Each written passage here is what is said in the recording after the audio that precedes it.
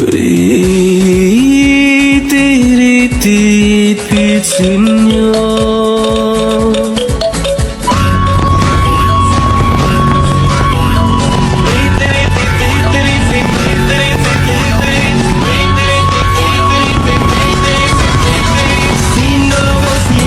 Sugod na sa sinulog, kinanggalang mag-Pinsenyor. Pinsenyor, oh Pinsenyor, kinanggalang mag-Pinsenyor. Pinsenyor, oh Pinsenyor, kinanggalang mag-Pinsenyor. Ha! Pinsenyor, Senyor, Senyor, Senyor, Senyor, Senyor, sugod na sa sinulog. Welcome back sa panibago nating vlog. For today's video mga kauaw ay ibahagi ko sa inyo ang aking katang-isip na biyahe papuntang Cebu. Katuwaan lang para mapangiti ko kayo ngayong araw.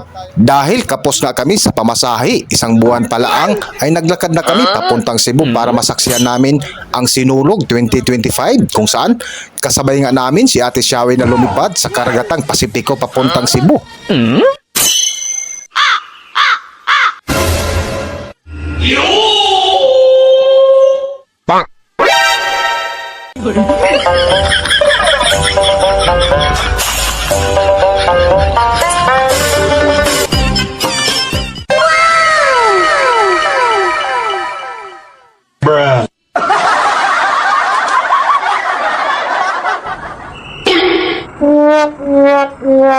Sa sobrang tagal nga ng aming biyahe ay tinubuan na ako ng bigote at isang araw nga bago ang festival ay nagbawas muna ako ng bigote kasama nga dito ay magpagupit na rin para magmukha akong pugi. At sa araw nga mismo ng Sinulog ay posturang-postura si Kakibat na akala mo ang buhok ay dinilaan pa ng baka.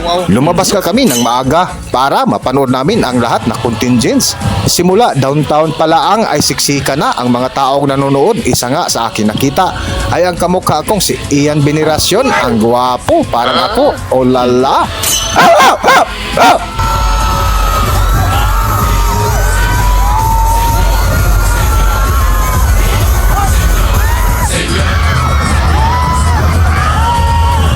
Lumipas nga ang ilang oras naming paglalakad ay nakasalubong namin muli sina Ate Shawi na nakangiti kasama na ang kanyang asawang si Kiko Umatsing na bumati pa ng Viva Santo Niño. Pinsenyor! Pinsenyor, Viva Santo Niño!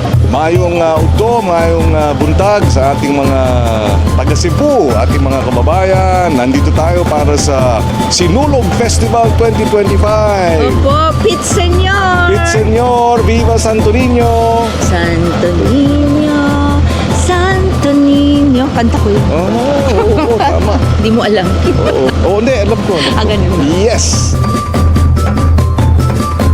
At matapos nga namin makausap ay dumaan na muna kami sa isang simbahan kung saan nanonood muna kami ng ilang palabas ng Sinulog presentation.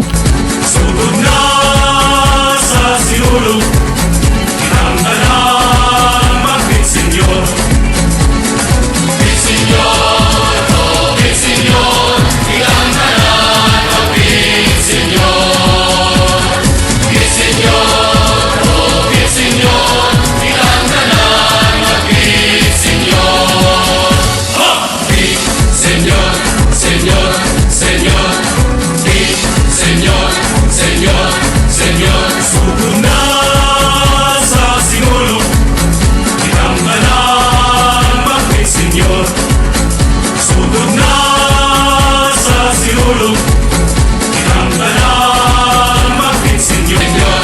Senyor, Senyor, Senyor, Senyor, Senyor, sugod na sa sinulog, kinanggalang mag-Pinsenyor.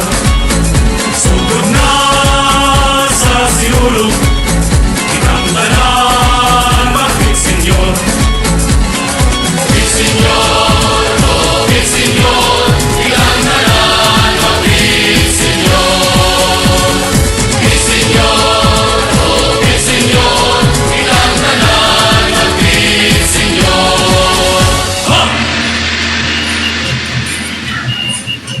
At dahil nga sa haba ng oras ng aming pag-iikot ay nakaramdam kami ng gutom kung saan dumaan muna kami sa isang mall. Bago nga kami kumain ay hindi pa nakontento ang aking mga kasama kung saan sisilip lang daw sila ng mga paninda sa loob ng department store. So, nandito tayo sa loob ng department store. Palamig lang. Sarap dito mag-chill-chill. At matapos nga namin mag-iikot ay dumiretso na kami sa isang kainan para magmerienda. Ha? Anong gusto mong kainin? Ha? Siomay? Siomay pizza? That's too expensive. I cannot afford pizza. Ha? Siomay na lang. Habang nakapila nga ang aking mga kasama ay pumasok muna ako sa isang supermarket para bumili ng mumurahing palamig. So muli tayong nagliwaliw ngayon sa loob ng supermarket. So ayan. So medyo tahimik kahit araw na linggo. Ayan, chill-chill lang, chill-chill. Hanap tayo ng mainom dahil medyo mainit ang panahon. Mainit talaga ang panahon.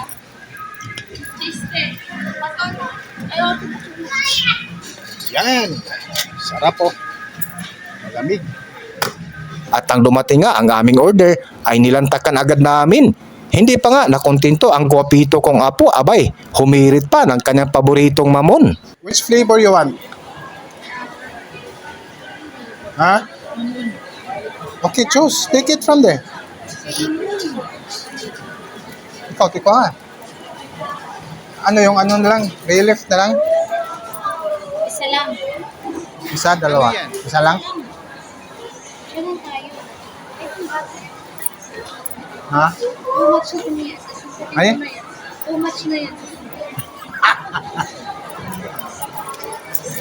At dahil nga sa gutom na rin ako, ay hindi na rin ako nagpahuli kung saan nilantakan ko kaagad ang paborito kong siomay. Hanggang dito na lang muna guys dahil kakain muna ako. Huwag kalimutan mag-follow at mag-subscribe na rin kayo sa aking YouTube channel na Kaakibat TV para hindi kita kakagatin. Bye-bye at maraming salamat!